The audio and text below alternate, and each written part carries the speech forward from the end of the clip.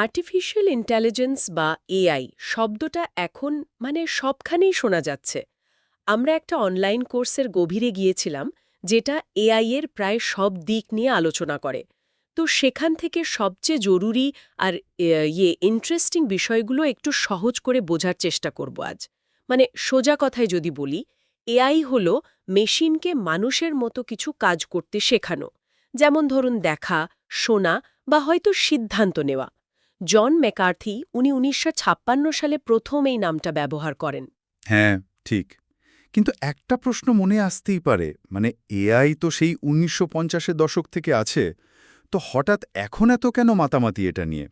এর পেছনে আসলে কয়েকটা কারণ একসাথে কাজ করেছে। প্রথমত, কম্পিউটারের ক্ষমতা, কম্পিউটেশনাল পাওয়ার এখন অনেক অনেক বেশি। বিশেষ করে এই যে গ্রাফিক্স প্রসেসিং ইউনিট বা জিপিইউ এলো, এরপর থেকে জটিল এআই মডেল চালানো অনেক সহজ হয়ে গেছে। ওহো, তার মানে কি টেকনোলজিটা এখন আগের চেয়ে অনেক সহজলভ্য, হাতের নাগালে চলে এসেছে? হ্যাঁ, অনেকটা তাই। আর দ্বিতীয় কারণটা হলো ডেটা। প্রচুর ডেটা। আমরা তো প্রতি মুহূর্তে বিপুল পরিমাণ ডেটা তৈরি করছি, তাই না? সোশ্যাল মিডিয়া, অনলাইন কেনাকাটা, স্মার্টফোন সব জায়গা থেকে। এআই এই বিশাল ডেটা বিশ্লেষণ করে প্রয়োজনীয় প্যাটার্ন বা তথ্য খুঁজে বের করতে পারে, যা আগে হয়তো সম্ভবই ছিল না। ডেটা তো সত্যি অনেক।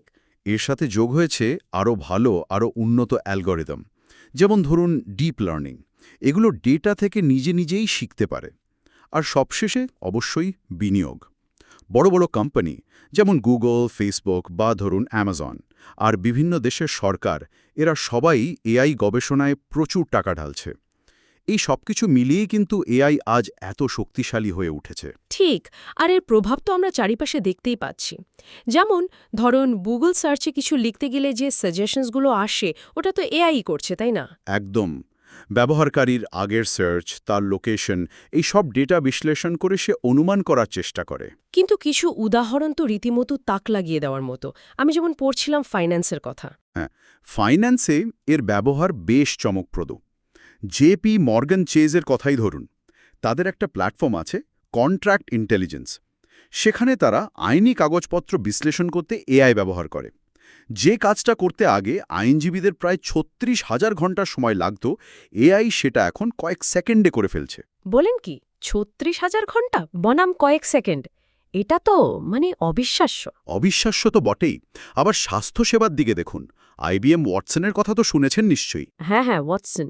ক্যান্সার নির্ণয়ের ব্যাপারে কিছু একটা শুনেছিলাম। ঠিক। ওয়াটসন প্রায় ২ মিলিয়ন রোগীর পুরনো রেকর্ড ঘেঁটে একজন রোগীর খুব বিরল একটা লিউকেমিয়া সঠিকভাবে ধরে ফেলেছিল। গুগলও কিন্তু পিছিয়ে নেই।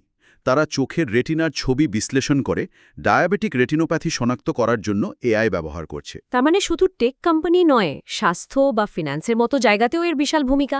সোশ্যাল মিডিয়াতেও তো আছে, ফেসবুকের ফেস রেকগনিশন বা অবশ্যই। ফেসবুকের ফেস ভেরিফিকেশন বলুন বা টুইটারে আপত্তিকর মন্তব্য বা হেট স্পিচ শনাক্ত করা, এগুলোর পেছনেও এআই কাজ করছে। আর রাস্তায় চালকবিহীন গাড়ি, টেসলার মতো কোম্পানিগুলো তো কম্পিউটার ভিশন, ডিপ লার্নিং ব্যবহার করে রীতিমতো বিপ্লব এনে ফেলেছে। তার মানে এআই এখন প্রায় সর্বত্র। কিন্তু আমার একটা প্রশ্ন আছে, এই সব এআই কি একই রকম? এদের কি কোনো প্রকারভেদ আছে? খুব ভালো প্রশ্ন। বিজ্ঞানীরা এআইকে মূলত ৩টে ধাপে ভাগ করেন বা করার কথা ভাবেন। এখন আমরা মূলত যে এআই ব্যবহার করছি তার নাম হল আর্টিফিশিয়াল ন্যারো ইন্টেলিজেন্স বা এএনআই। একে উইক এআইও বলা হয়। এদের ক্ষমতাটা নির্দিষ্ট কিছু কাজের মধ্যেই সীমাবদ্ধ। যেমন ধরুন দাবা খেলা বা মুখের ছবি চেনা বা গালি চালানো। এদের নিজস্ব কোনো বুদ্ধি বা চেতনা নেই। ও আচ্ছা, তাহলে সিরি বা গুগল অ্যাসিস্ট্যান্ট এরা সবাই এই এএনআই? একদম ঠিক। এরা এএনআই এর খুব ভালো উদাহরণ। এর পরের ধাপটা একটু চিন্তার। সেটা হলো আর্টিফিশিয়াল জেনারেল ইন্টেলিজেন্স বা এজিআই। একে স্ট্রং এআইও বলে। তত্ত্ব অনুযায়ী এটা হবে মানুষের মতোই বুদ্ধিমান, যে কোনো বুদ্ধিবৃত্তিক কাজ করতে সক্ষম হবে। মানুষের মতো? সেটা কি আদৌ সম্ভব? দেখুন, আমরা কিন্তু এখনও এই পর্যায়ে পৌঁছাতে পারিনি। অনেক দূরে আছি। মেশিন হয়তো খুব দ্রুত গণনা করতে পারে, ডেটা প্রসেস করতে পারে, কিন্তু মানুষের মতো কমন সেন্স বা বিচার বুদ্ধি প্রয়োগ করা সেটা এখনও পারে না। বোঝা গেল। আর তৃতীয় ধাপ? যেটা আমরা সায়েন্স ফিকশন মুভিতে দেখি, রোবটরা সব দখল করে নিচ্ছে? হ্যাঁ, ওটা হলো আর্টিফিশিয়াল সুপার ইন্টেলিজেন্স বা এএসআই। এটা এমন একটা পর্যায় যখন মেশিনের বুদ্ধিমত্তার ক্ষমতা মানুষকেও ছাড়িয়ে যাবে। তবে এটা এখনও সম্পূর্ণ হাইপোথেটিক্যাল, মানে কেবলই তত্ত্বের পর্যায়ে আছে। আচ্ছা, তাহলে আপাতত আমরা এই উইক এআই বা এএনআই নিয়েই আছি। এখন প্রশ্ন হলো, এই এএনআই কাজ করে কিভাবে? এর পেছনের মূল প্রযুক্তিটা কি? এখানেই আসছে দুটো খুব গুরুত্বপূর্ণ কনসেপ্ট, মেশিন লার্নিং সংক্ষেপে এমএল আর ডিপ লার্নিং বা ডিএল। দুটোই কিন্তু এআই-এরই অংশ, মানে উপসেট বলতে পারেন। মেশিন লার্নিং মানে হলো মেশিনকে প্রচুর ডেটা দিয়ে এমনভাবে ট্রেনিং দেওয়া যাতে সে নিজে থেকেই শিখতে পারে এবং পারফরম্যান্স ইমপ্রুভ করতে পারে। তাকে প্রত্যেকবার আলাদা করে প্রোগ্রাম করার দরকার হয় না। ডেটা থেকে নিজে নিজে শেখা, ইন্টারেস্টিং। আর ডিপ লার্নিং, সেটা কি আরও এক ধাপ এগিয়ে? হ্যাঁ, ঠিক ধরেছেন। ডিপ লার্নিং আসলে মেশিন লার্নিংয়েরই একটা বিশেষ ধরন। এটা মানুষের মস্তিষ্কের স্নায়ুতন্ত্র বা নিউরাল নেটওয়ার্কের গঠন থেকে অনুপ্রাণিত। এর সবচেয়ে বড় সুবিধা হলো মেশিন লার্নিংয়ের ক্ষেত্রে যেমন ডেটার ফিচারগুলো অনেক সময় আমাদের বলে দিতে হতো, ডিপ লার্নিং সেটা নিজেই ডেটা থেকে বের করে নিতে পারে। বিশেষ করে ছবি চেনা বা মানুষের ভাষা বোঝা, এই ধরনের জটিল প্যাটার্ন রেকগনিশনের কাজে ডিপ লার্নিং অসাধারণ সাফল্য দেখিয়েছে। তার মানে ডিপ লার্নিং আরও বেশি স্বয়ংক্রিয়? অনেকটা তাই। এখন এই মেশিন লার্নিংয়েরও আবার শেখানোর পদ্ধতির উপর ভিত্তি করে কয়েকটা ধরন আছে। ও আচ্ছা, কি কি সেগুলো? প্রধানত ৩ রকম। প্রথমটা হলো সুপারভাইজড লার্নিং। এখানে আমরা মেশিনকে লেবেল করা ডেটা দিই, মানে ইনপুটের সাথে আউটপুটটাও বলে দিই। যেমন ধরুন, অনেকগুলো বিড়াল আর কুকুরের ছবি দিলাম, আর প্রত্যেকটা ছবির সাথে বলে দিলাম কোনটা বিড়াল আর কোনটা কুকুর। মেশিন তখন ওই ডেটা থেকে শেখে। অনেকটা বাচ্চাদের যেমন ছবি দেখিয়ে শেখানো হয়, সেরকম? একদম।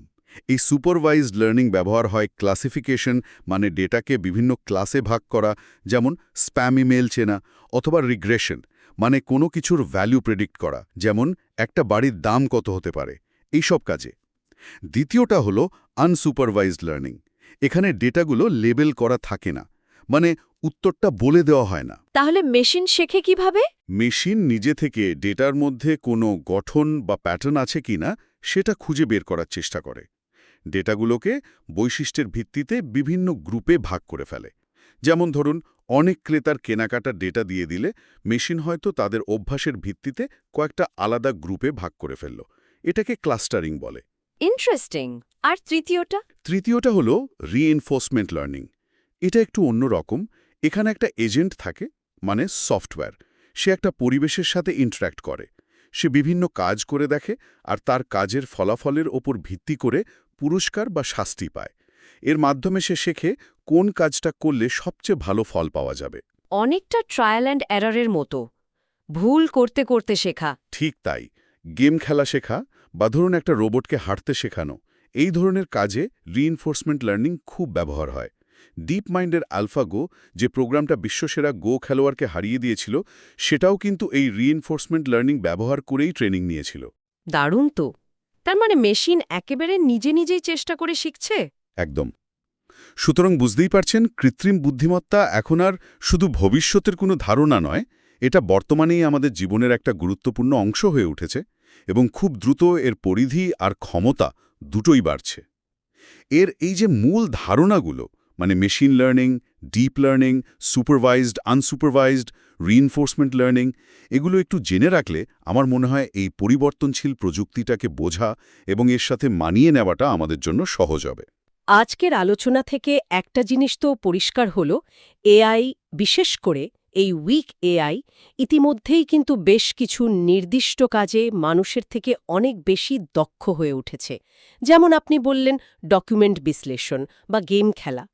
তাহলে একটা প্রশ্ন মনে আসছে, আর কোন কোন কাজ যা আমরা এখন ভাবি একান্তই মানুষের কাজ, সেগুলো হয়তো খুব শীঘ্রই মেশিনের দখলে চলে যাবে? এটা আমাদের কাজের জগৎকে, আমাদের রোজকার জীবনকে ঠিক কতটা বদলে দিতে পারে, এটা নিয়ে বোধহয় আমাদের সবারই একটু ভাবা দরকার।